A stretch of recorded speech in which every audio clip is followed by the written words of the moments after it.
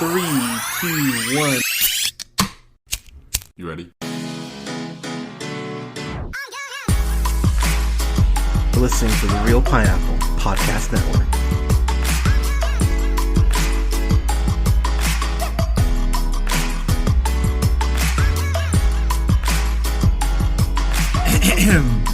Good evening, everybody. Thank you so much for listening. This is the Real Pineapple. This is your humble host, Hunter, here.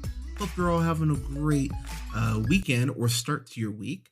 Got a review here for for Peter Rabbit 2: The Runaway, which is directed once again by Will Gluck. He was also one of the writers and a producer on the film. Will Gluck, you know from a couple things, and it's really quite fascinating because he's a guy that, looking through his filmography, I went, you know, I would actually weirdly expect better from you. He did a movie called Fired Up back in 2009 that I think is a pretty underrated comedy. It's not something that's gonna, knock your socks off, but it's a pretty fun, inoffensive comedy. But then he goes ahead and is a director and producer on Easy A the following year. Then he does Friends with Benefits with Justin Timberlake and Mila Kunis, which I think is pretty good. He did direct and was a screenwriter on the Anna remake, which was not good. But then he goes ahead and does About Last Night, which I believe I saw.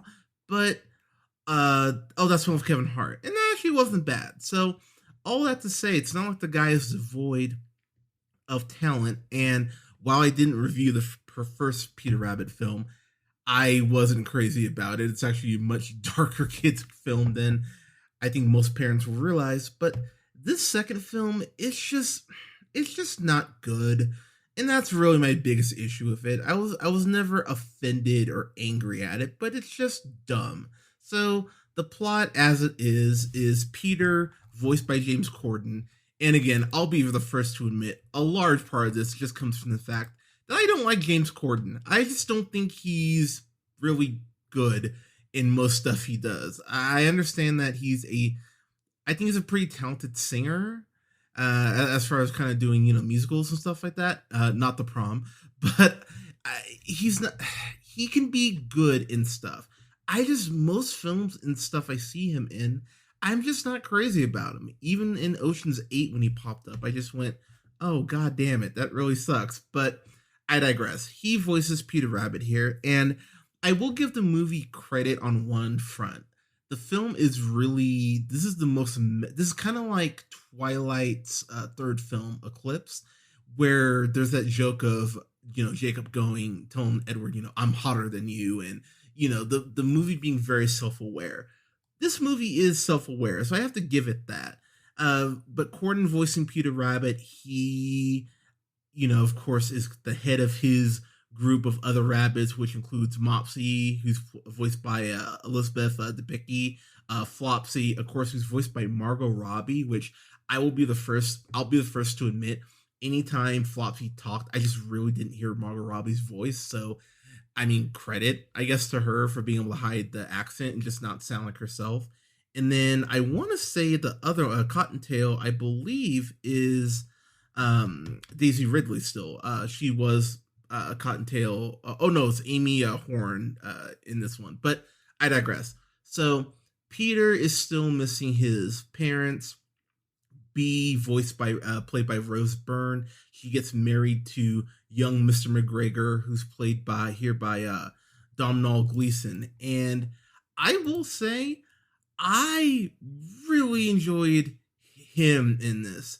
Even in the first film, he really is the one thing about the movie I actually like, because not only because he is the only person who's really calling Peter out for being an asshole, but I really just like him as an actor. I think he's very good at physical comedy, and yes, there is some bad CG with him as far as doing the physical comedy, but the physical comedy that is just him, I actually really liked it, and he's very good at playing awkward, which I really appreciate. But him and B get married, and so Peter gets jealous, and so he's kind of looking for his spot in the world. So he goes ahead and basically gets seduced by this new rabbit. I can't think of the rabbit's name. It doesn't really matter, but he gets seduced by this new rabbit who basically tells him, "Oh, hey, I knew your dad, and your dad wouldn't want you, living on this farm. He'd want you and I working together." And the thing I will say about this plot that made me laugh really hard, I went and saw this on Thursday night, which already going in the theater, I'm going, God, I'm seeing Peter Rabbit by my fucking self. But there is this family, or this son and his dad, who are in the row in front of me, and there's a point where Peter helps this new crew of misfit animals go ahead and commit this heist, and the son asks his dad, he's like, "Dad, why would Peter do that?" And the dad goes, "Well, son, this new head of this group of animals says that he knows Peter's dad, knew Peter's dad." And the son gets quiet again and goes, "Well, Peter knows his dad was good, right?" And the parent, the dad goes, "Yeah, he knew he was good." And the kid gets quiet again and goes, "So why would he steal when he knows his dad wouldn't like it?" And this kid couldn't have been older than 9 years old. So if this 9-year-old can go, why is Peter such an asshole? Then maybe the people who are writing the script should have, because God damn it, this isn't good. And I know I normally go longer on reviews, but to be honest, I don't really even have a lot of notes here. The quote character growth that Peter went through in the first film is pretty much negated here from jump. This is more akin to one of those Alvin the Chipmunk live action movies. It's really quite frustrating at points. And the thing, so again, I haven't read a Peter Rabbit book, oh God, in let's see, I'll be nice and say at least 20 years, I'll say. But Mr. McGregor was always an asshole. But in these movies, he's actually more sympathetic than anything, because he's the one that goes, "Hey, maybe this rabbit shouldn't just be an asshole all the time. Maybe you shouldn't let him do whatever the fuck he wants," and go, "Oh, he's a kid." There's this point where Mr. McGregor even kind of looks at Bee and goes, "Look, Peter did this bad thing." She goes, "Well, you're being hard on him." And he goes, "No, he destroyed this thing. Why? You can't just call him, saying he's being mischievous. Tell him that he's being a piece of shit. That's okay." And B never wants to go ahead and actually discipline Peter, which is something that has always bothered me, at least in the context of these films, because they're trying to make Mr. McGregor feel so he's so wrong. "Oh, you're being such a buzzkill, man." It's no, Peter's a fucking prick, and no one ever checks him. Even the group, Flopsy, Mopsy, and Cottontail, while they, do go "Hey, Peter, you shouldn't have done this, or shouldn't be saying this," no one ever really stands up to him. So why? So yeah, Mr. McGregor should be that person. There's a point where he's talking to Peter. By the way, speaking of talking, something that made me laugh, because this just shows there's no consistency in this fucking world. So when B and Mr. McGregor get married, Flopsy, Mopsy, and Cottontail, they're hopping. I almost said walking, hopping down the aisle, and they're throwing out rose petals, right? Later on in the film, B thinks she hears Peter talk, which of course, he is, and goes, "Wait, were you talking?" And I went, "Oh, so the rabbit's talking fucking flowers. That's okay." But the concept that a rabbit can talk, that's where you go, "Oh, no, that couldn't be a thing." Especially after the first film, when Peter blows up her house and blows up their house. Come on, B. You can't be this stupid. But there's just things like that in the film where I go, all right, this just doesn't make any sense. There's no consistency in this world. There is a new character, Nigel Basile Jones, who played by David Oleo. You know him, of course, from Selma. That's something that immediately comes to mind.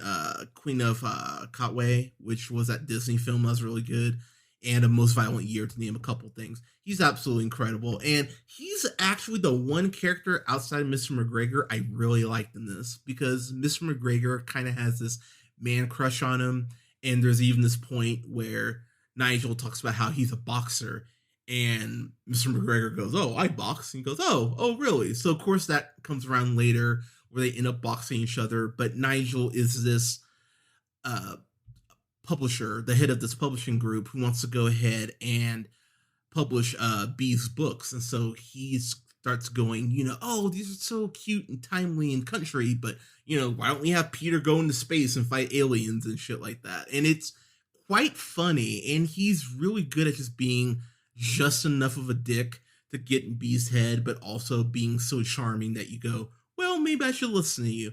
And that subplot actually made me laugh every so often. But the whole thing with Peter and, oh, is he, he's being manipulated by this guy who says he knew his dad. Did I care? No, because Peter was a piece of shit before he met this guy. Like, Peter acts like there's a forced point where Peter goes, "You lied to me. How could you?" And I went, "You wanted to be terrible.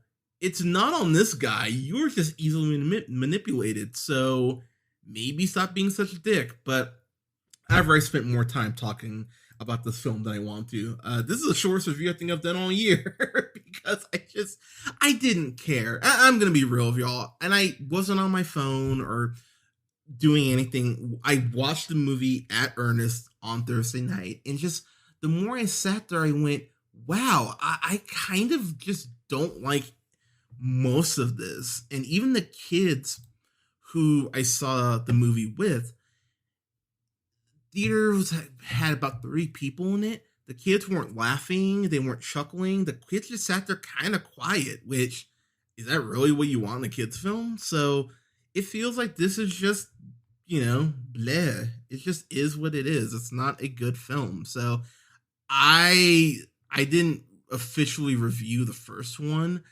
I did hate I did hate the first one more than I hate this one because of Mr. McGregor and then Nigel.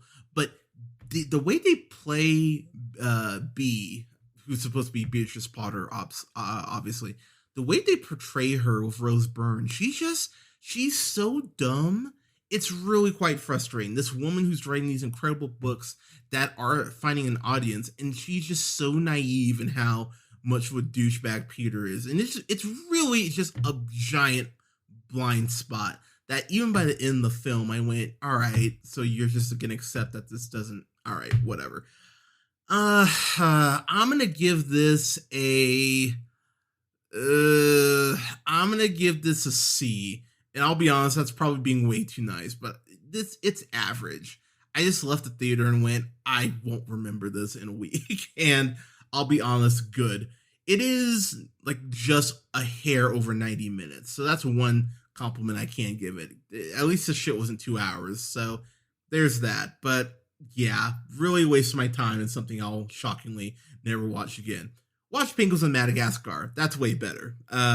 Yeah, don't watch this. But everyone, Peter Rabbit 2 The Runaway. Have you seen it? What'd you think? You can let us know in the comments below. You can follow yours truly on the Twitter at JHunterRealPineapple. You can follow Scott on Twitter at Nearman1st. Don't forget to like, share, and subscribe. You can find us on SoundCloud, Apple and Google Podcasts, Podbean, Stitcher, and iHeartRadio, Spotify, Amazon Music, and TuneUp, to name a couple spots, at The Real Pineapple. And don't forget to go on Facebook and like both our pages at The Real Pineapple and Real Pineapple Games. I'm going to be streaming here soon on Twitch. I don't know if I'm going to be gaming, if I'm going to be talking films, but I will let all of you know. Really excited to get on Twitch here soon. But everyone, thank you so much for listening. We'll have reviews up here soon for In the Heights, which I'm really excited to watch that. I'll have a review up for that. I might do a special review for Father's Day. I haven't really decided that, but leading up to Fast 9, we'll start having reviews dropping here for all the Fast and Furious films leading up to that, which I'm really excited about. And I'll have my thoughts on the first two episodes of Loki after this Wednesday's episode. We'll be a third of the way through the season, so I'll share my thoughts and a couple of theories. But real excited to talk about that as well. But thank you so much, everyone, for listening. Take care of each other, wear a mask, get your COVID shot, and we'll talk to you soon.